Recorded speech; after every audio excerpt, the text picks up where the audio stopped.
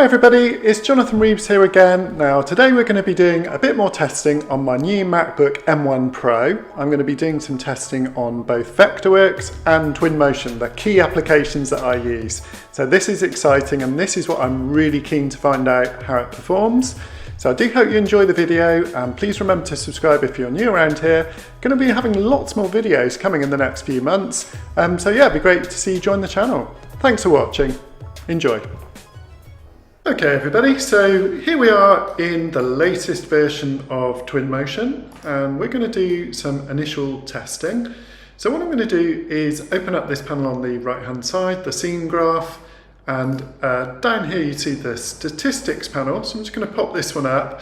And this is very useful because you can already see that we're getting 72 frames a second, which is in the green and very respectable. Now if I open up the panel on the side here, first little test I'm going to do, nothing much. I'm just going to kind of drag in a few different types of trees.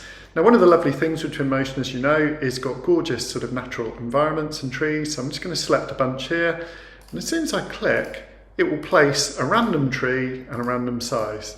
So really, really good way to rapidly create a sort of forest of trees. Now what I'm interested to see is how the frame rate responds. So you can see we've added a few of these trees.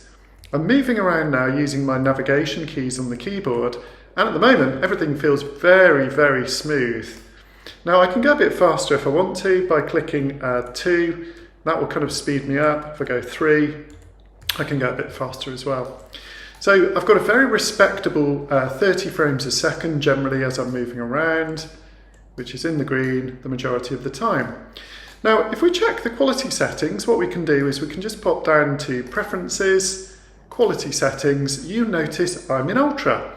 Now there's not really any need to work in Ultra apart from very occasionally just to kind of double check the quality. So what I'm going to do is click Automatic Setup and it's reduced me to high settings now. If I click OK, you really won't notice a lot of difference in the viewport quality, but you will notice the frame rate is even higher and we're well up into sort of 35 or 40 frames a second. So that's pretty good just for this very simple model. Now, if you do change the preferences, the lower you go, obviously once you get to medium, you will notice a bit of a drop off in quality, but the frame rate is pretty awesome. So you can move around really fast. And when you're building your model, often this is all you need. So what I'd recommend to you is use the preferences to adjust the quality depending on your setup. Avoid low if you can because it looks awful. Go for medium when you're working, high when you want to preview and work. Just go to ultra when you're doing the ultimate quality settings. Okay, great. So with that in mind, what I'm going to now do is open up a demonstration file and you'll find that by going to the preferences and going into demo scenes and just loading up the materials room file. Let's click OK. I don't need to save this one. And let's do a bit of testing on this materials room. And you can see we've opened up the demonstration scene materials room. So I think what I'm going to do to begin with is just pop into my preferences, go back to the automatic setup, which is high, which is good to see actually. I think my other laptop, the automatic was medium settings. I think if you had an M1 Max, I'd be safe to bet that you would be on ultra the whole time. But as you can see, I'm moving around quite rapidly. Let's just pop the statistics open and we'll click 1 to go nice and slow. So here's the kind of normal experience you're going to get when you're using Twinmotion on the laptop, and it looks absolutely fantastic. So I'm really impressed. Bearing in mind this is just the inbuilt GPU, so 16 core GPU I've got. I didn't go for the 32, and the reason for that really was I was just keen to see how the 16 core would perform without totally blowing the budget and maxing out.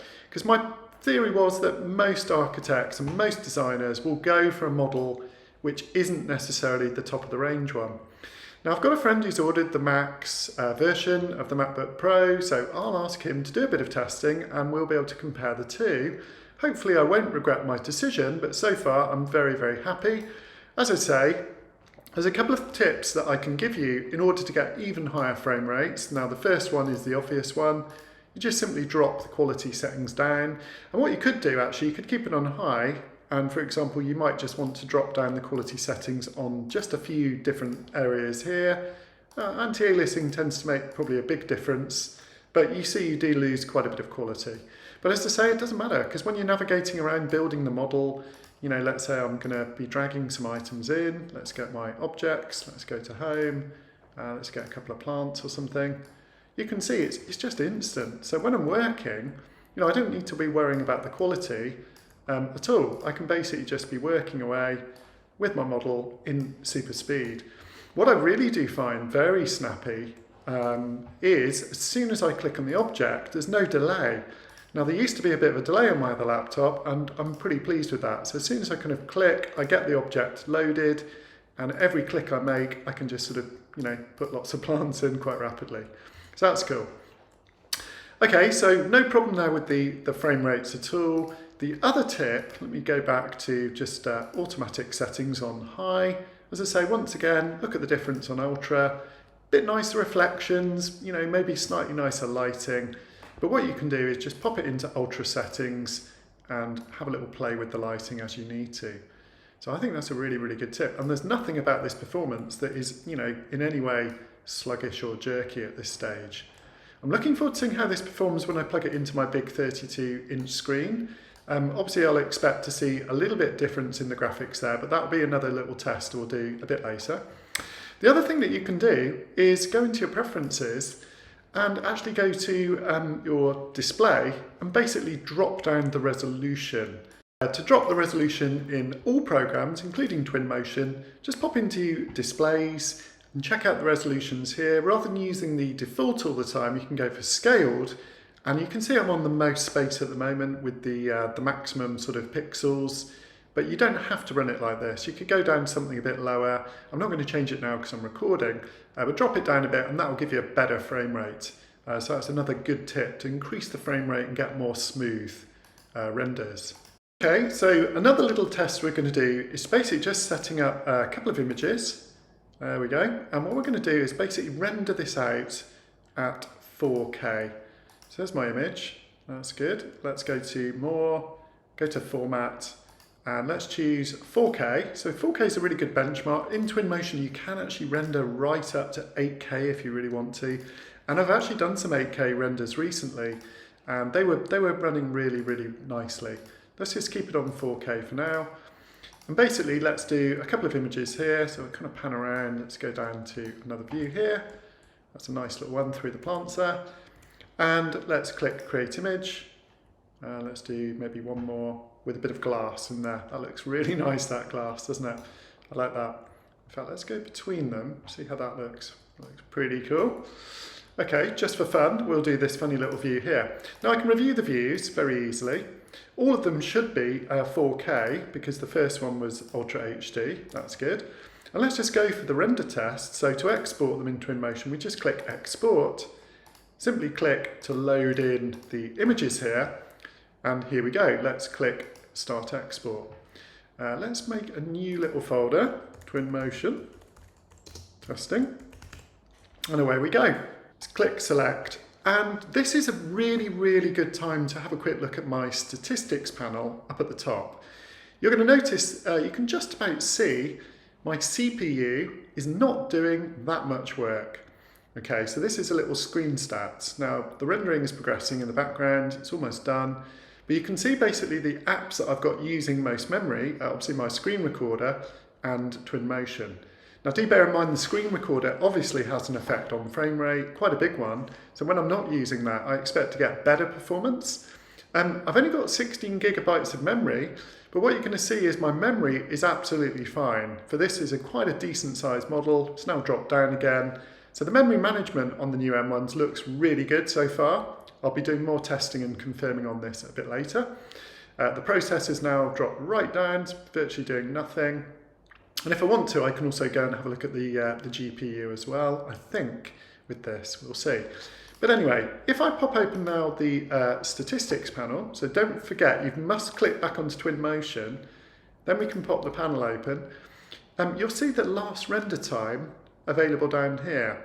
So each 4K image was rendering out in, what, about 11 seconds, which is pretty decent. So let's go and have a quick look at those images, Documents, Twinmotion, and here we go. So let's have a quick preview of those. tap spacebar. Let's just have a quick look at the in preview. You can see the quality of the final rendering it surpasses Ultra. It's even better. You know, really nice reflections, lots of good lighting. The GI and the global illumination is even better as well. Look at that glass, lots of lovely reflections there, absolutely stunning, nice light bouncing off. So yeah, very, very nice. And these renders are taking, what, 11 seconds? And you can explore them in real time. Okay, so another quick test that I want to do with Twinmotion is the sort of full screen mode. Okay, so I think what we'll do for this one, we'll whiz outside for a bit. Let's kind of crash out into the outside space and have a look up here. Just sort of spend a few minutes out here. Okay, so I'm going to click on this button here. This will take me into full screen mode. Now this is obviously a bit more taxing because we're completely in full screen. But if I kind of move around, it feels pretty good. And what I might actually do here is just go and check my quality preferences. Okay, we're in Ultra. Yeah, that's good. So let's drop it down to high because it will still look amazing and I'm getting basically 30 frames a second. So it looks really smooth. I hope this comes across in the video. And as I say, if I wasn't recording up here, I'm hoping I'll get an even higher frame rate. So this is fantastic. You can do all the things that you would normally do, sort of change the weather and the time of day and absolutely gorgeous sort of Twinmotion-y things that you can do. A lovely new feature here is the ability to quickly take a screenshot at any sort of second, and you can see it's almost instant, that screenshot. And finally, you do have some other nice little effects with Twinmotion that you may not know about, and these are kind of just like almost artistic sort of styles, like a balsa card model, and a few other things as well. Or go into full screen mode at any time and give your client a really nice immersive experience. Let's sort of crash into that space again, change the lighting. You can see it's a fantastic design tool, and now that it works seamlessly with Vectorworks, this is absolutely brilliant. So far, so good. It's all been very stable. So the next test is on my big 32-inch screen. Now I'm not running it quite in 4K at the moment, but I just really wanted to see how it felt on the big screen because this is often how I use the Mac Pro. I won't be using it sort of standalone if you like, I'll be using it on the big screen as I am now. You can see the quality is very good still. Let's just have a quick look at the preferences, see where we are. Let's try Ultra settings, click OK. I actually almost prefer the medium settings to be fair. Now you can see it has slowed down a bit in terms of frame rate now when we're on the very big screen, but I have got 3 screens plugged into this thing, the internal screen and 2 other screens as well. So I'm sure if I unplugged one of the screens that would help. And if I pop up here and have a look at the statistics, you can see the GPU is barely doing anything at all. There's the GPU processing away. So, you know, memory wise, no problem, tons of memory. So I'm glad I didn't go for the 32 gigabytes of memory at this point in time. Now that might change as I do a bit more testing. The processor's obviously not really doing a lot at the moment because I'm sort of not in Twinmotion. But you can see the CPU, again, barely sort of being scratched in terms of performance. So there's bags of space here. So as I move around, in fact, if I come out full screen, let's kind of come out full screen just so you can see the processing as I am working. You can see, you know, the CPU is barely doing anything at all. And do remember that I am recording screen at this stage as well. That has quite a big impact. So I think I'm, you know, really happy with the performance, and this means that I don't need my GPU anymore, or should we say, I'm not saying I don't need it, I just don't need it for Twinmotion. So we shall see. Now that was one of the ideas, to replace the GPU with something that I can just work anywhere as I need without having to plug in. The GPU has been fantastic, but it is quite noisy.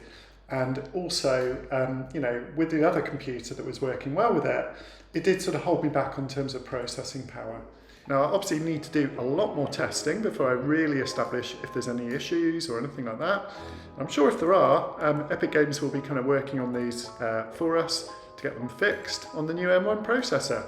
But basically, my first impressions on the MacBook Pro are fantastic. So it means that I can go anywhere I want and sit down wherever I am, working away on my projects or showing my clients this level of quality for the projects that I'm doing in Vectorworks as well. So a bit later we will have a look at how we export from Vectorworks into Twinmotion. But for now, I hope you've enjoyed the video. And by the way, I will just add, the sound is a little different because for this particular video, I decided to try recording on the native MacBook Pro microphone. And we'll see how it looks. My space is a little bit echoey, so apologies for that if it's a bit echoey. But other than that, I think it's been a really successful test so far. We'll be doing a lot more testing as we go through other projects, but this is enough for today's individual one. So thanks ever so much for watching, everybody. I hope you've enjoyed the video, and please remember to subscribe, and I'll see you in the next one. Thanks for watching. Bye bye.